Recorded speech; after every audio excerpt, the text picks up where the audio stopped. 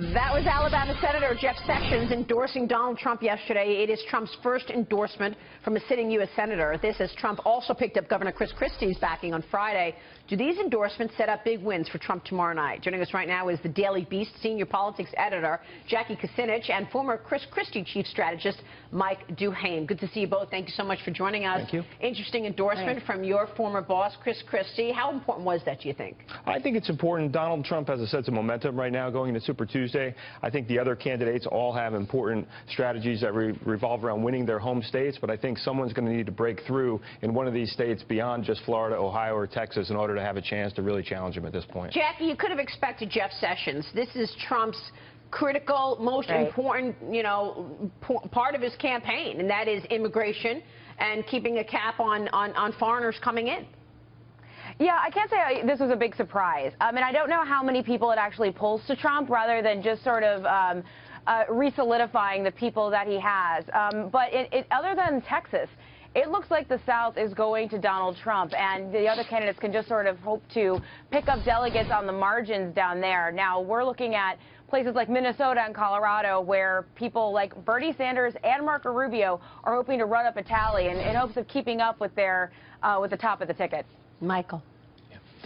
Well, Mike, in terms of the reaction to the Christie endorsement, Meg Whitman and her very vehement backlash, how do you think Trump is going to be able to unite the Republican Party if he is the ultimate nominee? There are certainly some people who are saying right now they won't join with Donald Trump. I think the issue will ultimately become if he does rack up a bunch of states. If he wins, he's on his way to winning, most of the states right now. How are elected officials going to go against the will of their own voters? I mean, I think that's part of what we're seeing right now. There are a lot of people who are upset. The bottom line is he's won 3 out of the first 4. He could win, 8, 9, 10, 11 states on Tuesday tomorrow. So I think right now that's going to be hard to go against the will of their own voters ultimately. That's been the story of this election. Yeah, and I mean, the story, and it's the way the system works.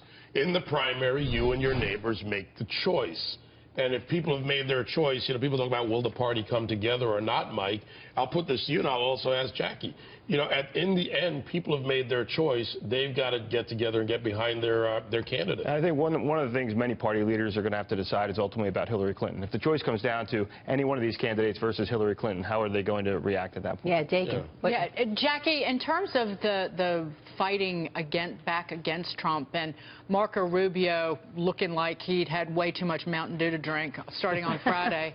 But he really, do you think that works for him? Because, again, that's not the Marco Rubio that the voters have gotten to know, and it doesn't seem like his authentic self. Well, right, and you're absolutely right. That is a risk that he's taking, but they had to do something because coming up to this, he didn't even look like he was ready to fight for this nomination. We're seeing that now, but but at the same time, it might be too little, too late. I don't think a lot of people took Trump very seriously going into this, and we're seeing the results of that now. Jackie, I have a question for you, and this is really about Bernie Sanders and the Democrat Party and the way it works with the superdelegates.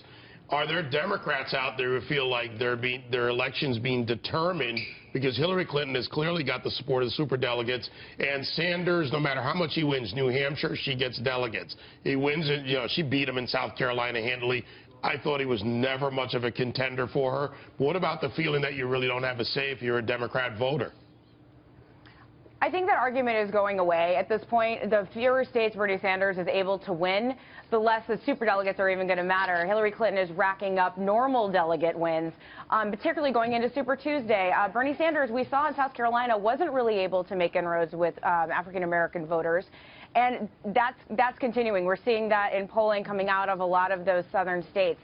He's in Minnesota. He's also in Massachusetts. He's probably going to win Vermont. But, his reason for being in this race becomes more of a message than an actual campaign very soon here. Do you think it might be, though, he's already pulled Hillary so far to the left in terms of the primary voting? Will it make it difficult for her to get back to the center for the general election? It's a really good question. It is a really good question.